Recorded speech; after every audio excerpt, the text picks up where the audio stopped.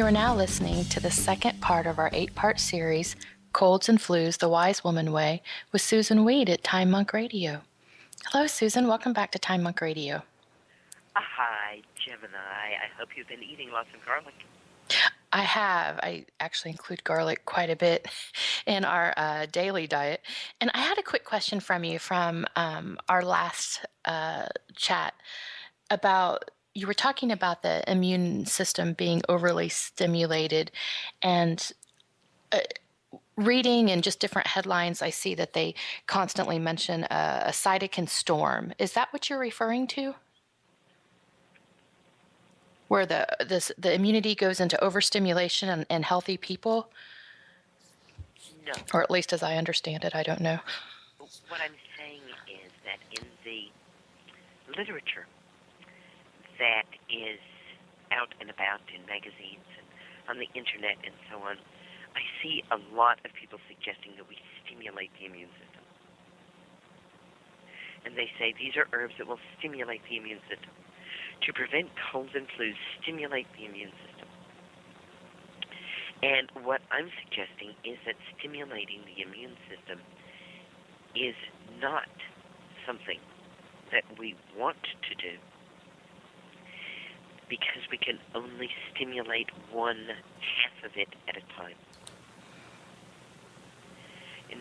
In my books where I talk about the 6 steps of healing, the 4th step is stimulate, sedate. So whenever we stimulate, there is also a sedation. If we stimulate the part of the immune system that deals with viruses, then we are going to sedate the part that deals with bacteria. If we nourish, strengthen, and support the immune system, then we aren't pushing it. Stimulus always pushes us past our limit. Nourishment expands the reaches of our limit. Okay, that makes more sense to me. Thank you. Yeah. So I'm not talking about like autoimmune diseases where we think that the immune system might be overactive, and I'm not so sure I agree with that, but okay. We're not actually talking about that. But the okay. idea that what we want to do is to nourish the immune system.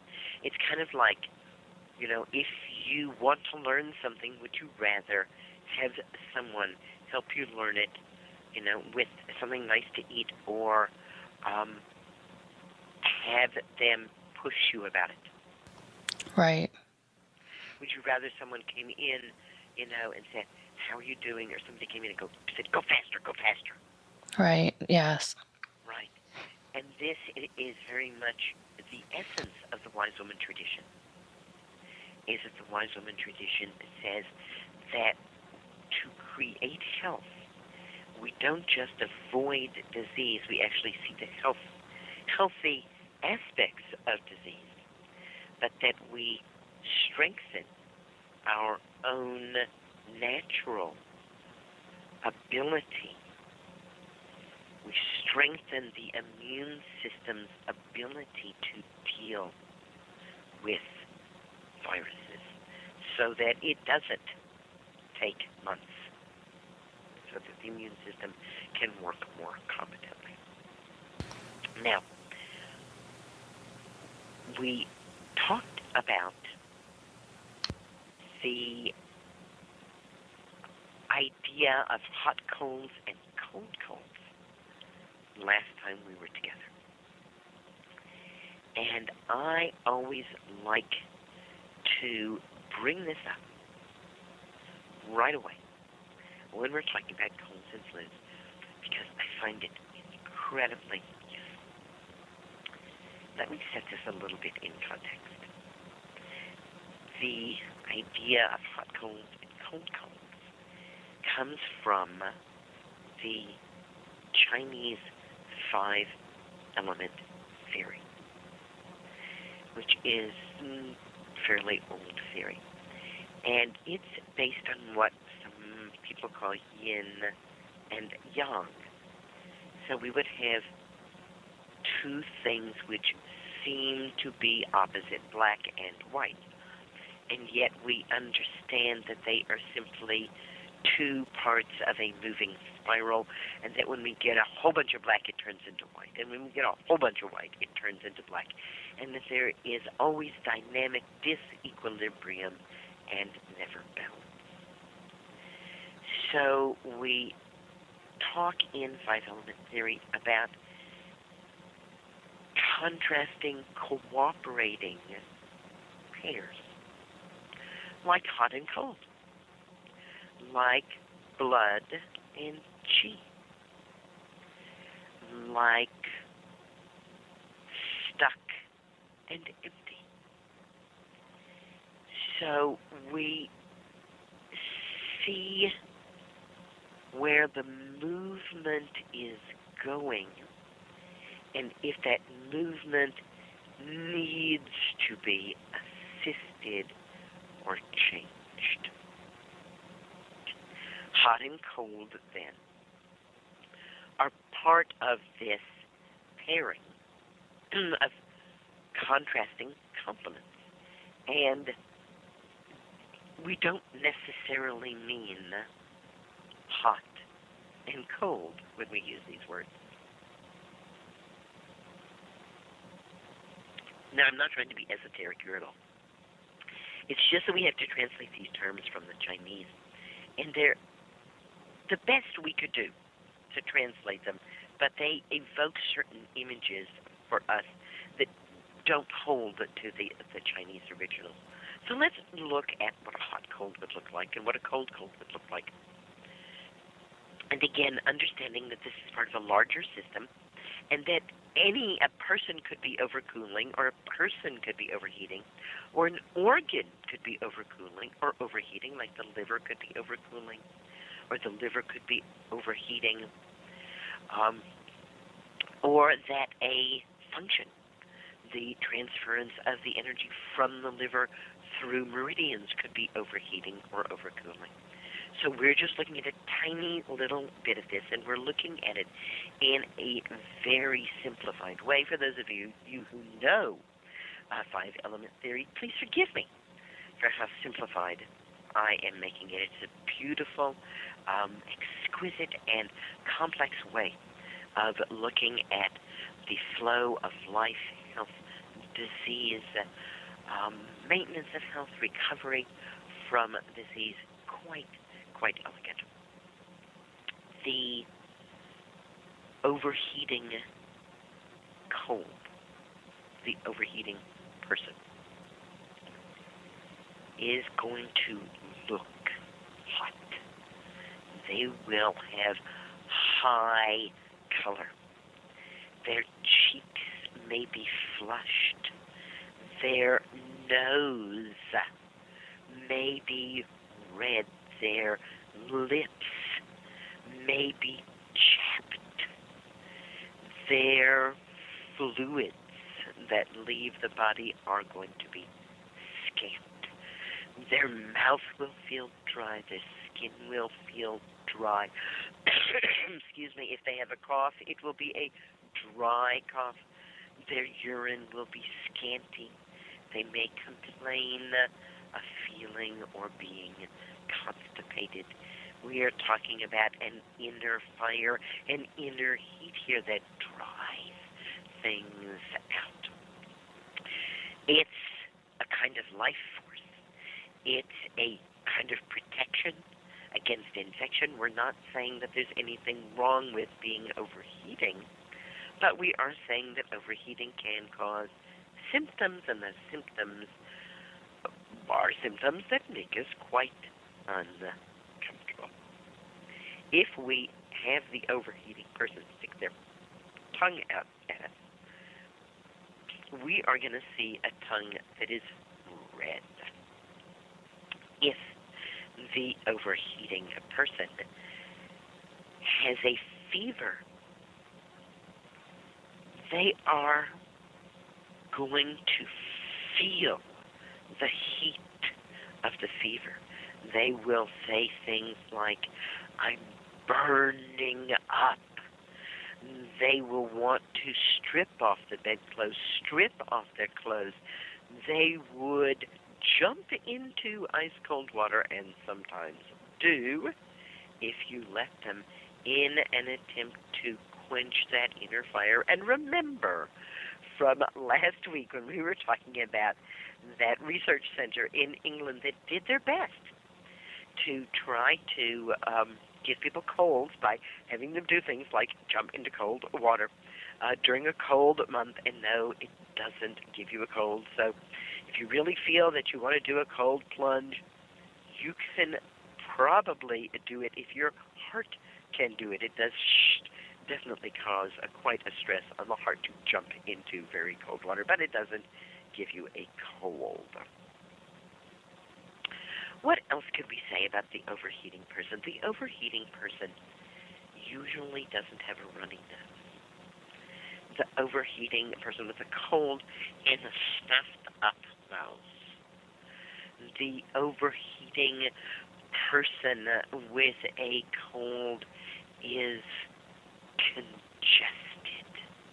They feel like things aren't really moving in their bodies. Things are stuck. Things are full. Things are hot. The overcooling person is just the opposite. The overcooling person can be running a fever. Remember, we said last week that the amount of the fever has nothing to do with whether it's an overcooling cold or an overheating cold. If you have somebody who's overcooling, has a cold, and is running a fever, they got the chills. The chattering. They want to sit by the fire and be wrapped up in as many blankets as you have, and could they have something hot to drink too, please? The idea of going outside, let alone jumping into cold water, is abhorrent to them. Even taking their clothes off seems like a risky proposition. They feel cold. They feel bone marrow cold. They feel deeply, deeply cold. Things are coming out of their bodies. They're not congested. Their nose is running. And there's the person with the box of tissues in their pocket. Things are coming out of their body. Their eyes are weepy. Their cough is a wet cough. They are expectorating when they cough. They are going to the bathroom. They are going to the bathroom, and they are going to the bathroom. Things are coming out of them. They are not constipated. They may, in fact, have diarrhea. Things get looser when they're cooler. Things get tighter when they're hotter. People who are cooler are looser. Their flesh may seem looser. It may seem cool or damp to the touch, even if they are running a fever. When people are overcooling, they are slower. The overheating usually makes things pretty fast. Overcooling makes things very slow and lethargic. If you have that overcooling person stick their tongue out at you, what you're going to see is the classic coated tongue with a whitish coat, or you are going to see a pale tongue.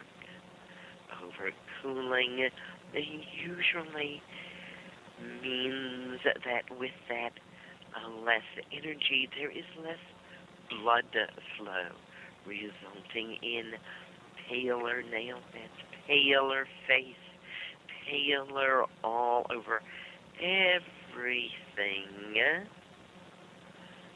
cooler. So what do we do? In allopathic fashion, and I am an allopath. Almost all herbalists are allopaths, except for those who are homeopaths, and we usually call them homeopaths rather than herbalists. In true allopathic fashion, we are going to do the opposite. Allio means the opposite. Allopathic medicine means allo, opposite, pathy, treatment, opposite treatment. We're going to cool off the person who has an overheating cold, and we are going to heat up the person who has an overcooling cold.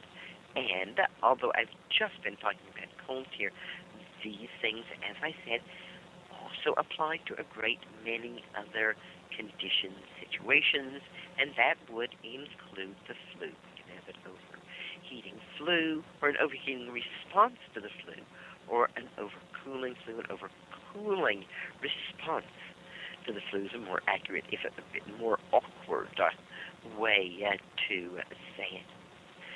So, how do we get somebody warm if they're overcooling? Well, we had a great image of that, didn't we? As that person sitting by a fire wrapped up in 20 blankets and drinking something hot. Yes, it's the drinking something hot that is really doing it. We want the deep cooked foods. We want to get the heat in deeply. We want whole grains, which have been cooked for an hour. We want beans, which have been cooked for 4 hours. We want long cooked greens like kale or collards, which have been cooked for an hour or 2 or more. We want baked things. We want things that have been in the oven for hours, things that have a deep heat in them. Baked potatoes, baked sweet potatoes, casseroles, roasts, those kinds of things bring heat deep into the body. We can use what I call surface heat, like cayenne, and they will give that sensation of heat, and we'll have that sensation of heat throughout the entire digestive tract. If you are inured to that, then a little bit of cayenne, when you are sick, could be helpful. But I've met heroic practitioners who suggest that the first sign of a cold or a flu, you stir a spoonful of cayenne into a glass of water and drink it down. As a matter of fact, that was one of my very first encounters with cayenne, was that I was visiting the home of a heroic alternative healthcare practitioner, and I sneezed or coughed or did something, and that person said, here, you need this, and did exactly that. Gave me a capsule of cayenne. I had a life-threatening reaction to that cayenne, really did not know if I was going to survive it, and was sick for a great many days from it. And rather than inuring myself to cayenne, I sensitized myself so that I can't have any of it at all now.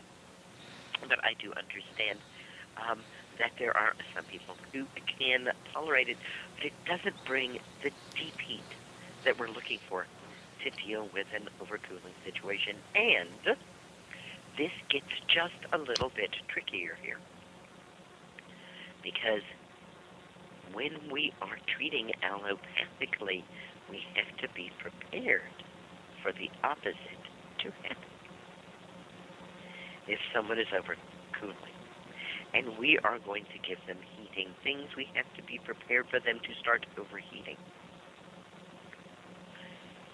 And the other way around. In fact, when we are following overheating and overcooling, we engage ourselves in a dance with the virus of the cold or the virus of the flu, and in a dance with our own body and our own immune system that flows back and forth between overheating and overcooling until at last, like Goldilocks, we come to just right. Vitamin C?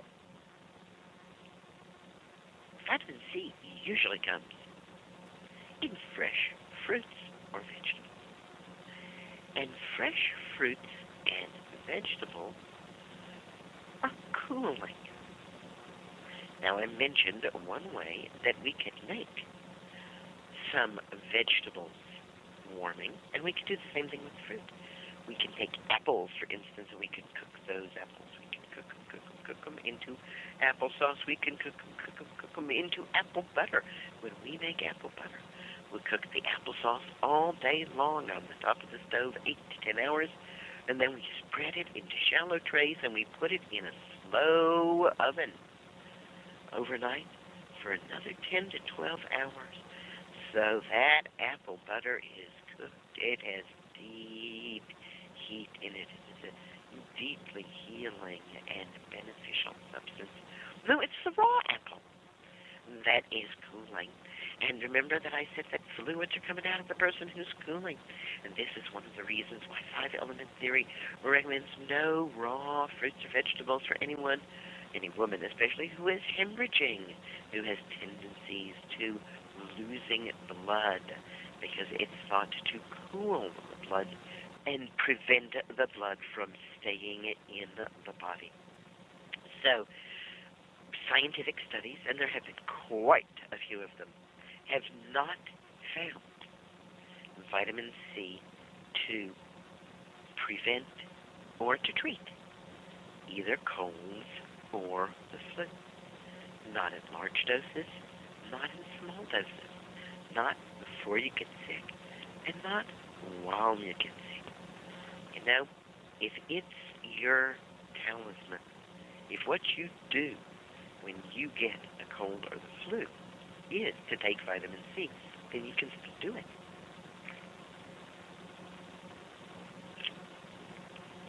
Be aware, however, that it is considered cooling,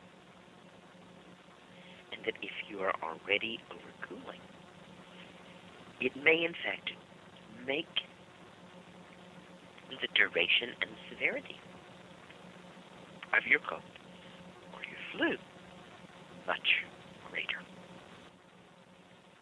So, taking vitamin C is going to add to cooling.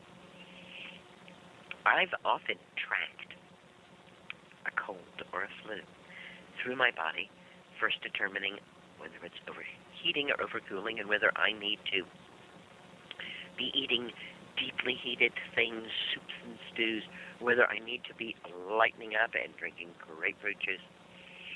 And as my body responds to the cooling or warming messages that I send, like a scale, like the scales of justice, it will sway a little bit too far to the other way, and then I will need to change what I am doing.